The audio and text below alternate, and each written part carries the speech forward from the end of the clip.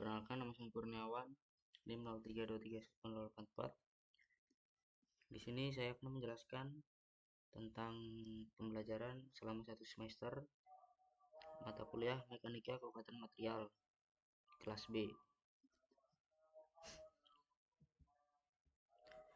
Yang pertama, tegangan.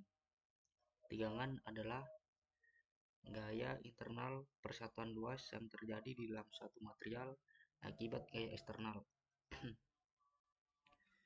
Dari persamaan tegangan di bawah ini, tegangan sama dengan F per A, yang dimana F adalah gaya dengan satuan Newton dan A adalah luas penampang dengan satuannya meter kuadrat. Jadi satuan dari tegangan tersebut adalah Newton per meter kuadrat.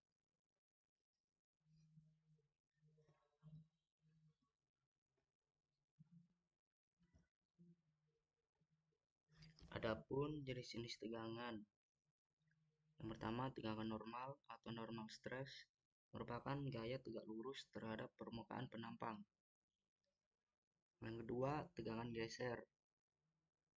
Gaya sejajar dengan permukaan penampang.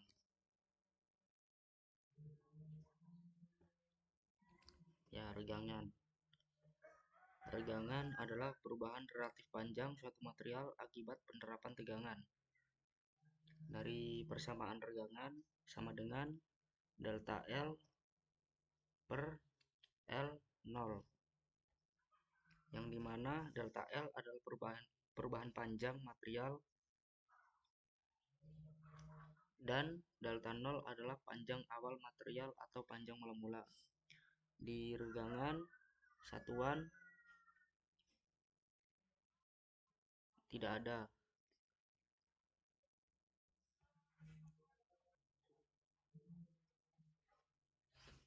Di sini terdapat diagram tegangan regangan pada material steel. Pada bagian elastic region atau daerah elastis, ini adalah bagian awal di mana tegangan berbanding lurus dengan regangan sesuai dengan hukum Hooke, yang berbunyi material akan kembali ke bentuk asalnya jika tegangan dihilangkan.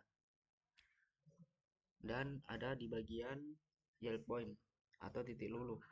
Pada titik ini, material mulai mengalami deformasi plastis. Artinya, jika tegangan dihilangkan, material tidak akan kembali ke bentuk asalnya. Dan di bagian plastic region atau daerah plastis, di daerah ini, material mengalami deformasi yang signifikan. Tanpa penambahan tegangan yang besar, deformasi permanen terjadi. Untuk di ultimate strength atau kekuatan maksimum adalah titik tertinggi pada diagram, menunjukkan tegangan maksimum yang bisa ditahan oleh material sebelum mulai mengalami kegagalan atau patah. Dan di bagian fracture stress atau titik patah, setelah melewati kekuatan maksimum, material akhirnya akan mengalami keretakan dan patah.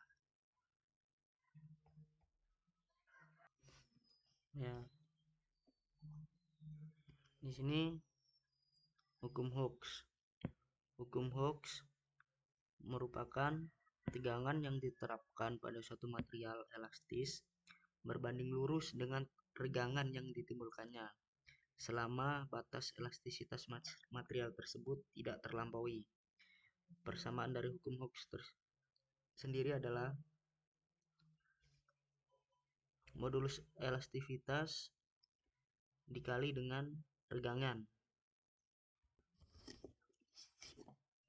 Selanjutnya, modulus Young atau elastisitas. Modulus Young adalah sifat material yang menunjukkan kekakuan suatu material. Dengan persamaan, modulus Young sama dengan tegangan dibagi dengan regangan. Yang yang dimana jika nilai E yang tinggi menunjukkan bahwa material tersebut lebih kaku atau kurang elastis. Nilai E berbeda untuk setiap material.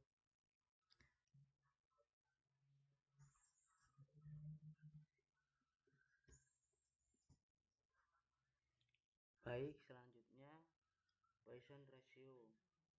Poisson ratio merupakan perbandingan antara regangan lateral terhadap tegangan aksial. Regangan aksial ketika material mengalami deformasi. Persamaan dari Poisson ratio sama dengan minus regangan lateral dibanding dengan regangan aksial. Selanjutnya deformasi. Deformasi dibagi menjadi dua, deformasi elastis dan deformasi plastis. Deformasi elastis merupakan deformasi sementara yang dimana benda kembali ke bentuk asal setelah beban dihilangkan. Sedangkan deformasi plastis merupakan deformasi permanen, di mana benda tidak dapat kembali ke bentuk asal meskipun beban dihilangkan. Berikutnya ada contoh soal. Sebuah batang sepanjang 100 mm berdiameter 15 mm dan jika aksial tensil diberikan sebesar 10 kN, tentukan perubahan dari diameter. Jika modulus Young sama dengan 70 GPa dan Poisson ratio sama dengan 0,35, maka dapat diselesaikan dengan yang pertama, kita menentukan tegangan yang bekerja pada batang. Yang dapat kita ketahui, rumus tegangan sama dengan F per A. F gaya kita substitusi sebesar 10 kali 10 pangkat 3 Newton, sedangkan luasan area atau luas penampang pi per 4 dikali D kuadrat. Diameter kita masukkan sebesar 15, didapatkan hasil sebesar 55,69 kali 10 pangkat 6 Pascal. Selanjutnya kita melakukan perhitungan untuk mencari longitudinal strain, yang dimana persamaan awal tegangan dibagi dengan modulus Young.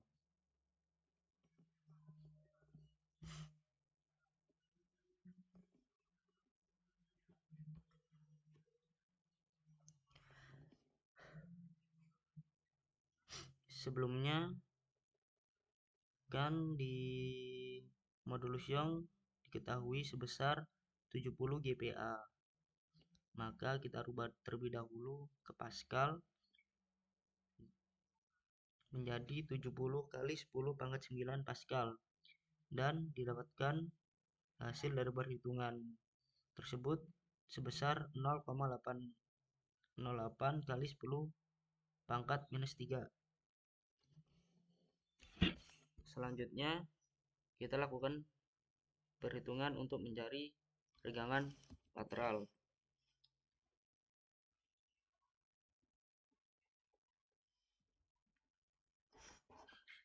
Yang dimana rumus awal atau persamaan awal Poisson ratio dikali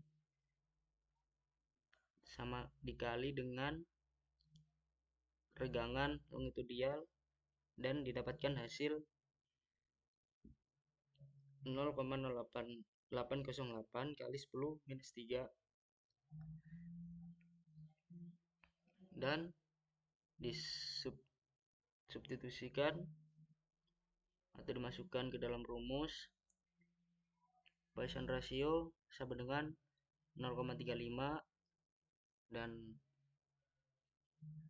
longitudinal strain sama dengan 0,808 dikali 10 pangkat minus 3, didapatkan hasil akhir sebesar minus 0,283 kali 10 pangkat minus 3.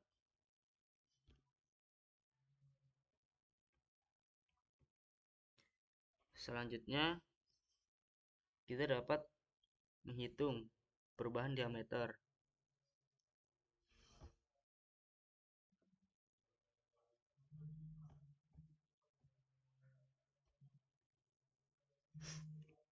Di sini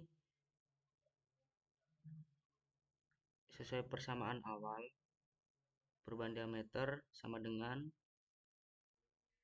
regangan lateral dikali dengan diameter mula-mula, yang dimana didapatkan hasil dari regangan lateral sebesar minus 0,283 dikali 10 pangkat minus 3 dan diameter awal sebesar 15 mm, maka didapatkan hasil sebesar minus 4,24 kali 10 pangkat minus 3 mm.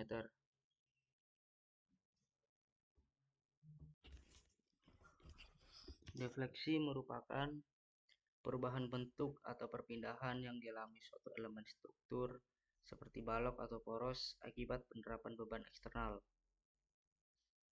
Dan adapun faktor-faktor yang mempengaruhi defleksi, yang pertama beban eksternal atau jenis beban titik merata atau momen dan posisinya mempengaruhi besar defleksi. Yang kedua sifat material, modulus elastisitas atau modulus Young menentukan kekakuan material. Material dengan modulus yang tinggi menghasilkan defleksi lebih kecil.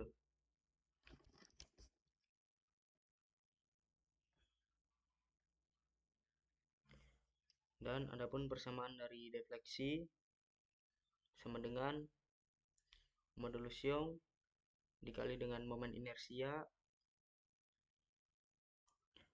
d kuadrat v per dx kuadrat sama dengan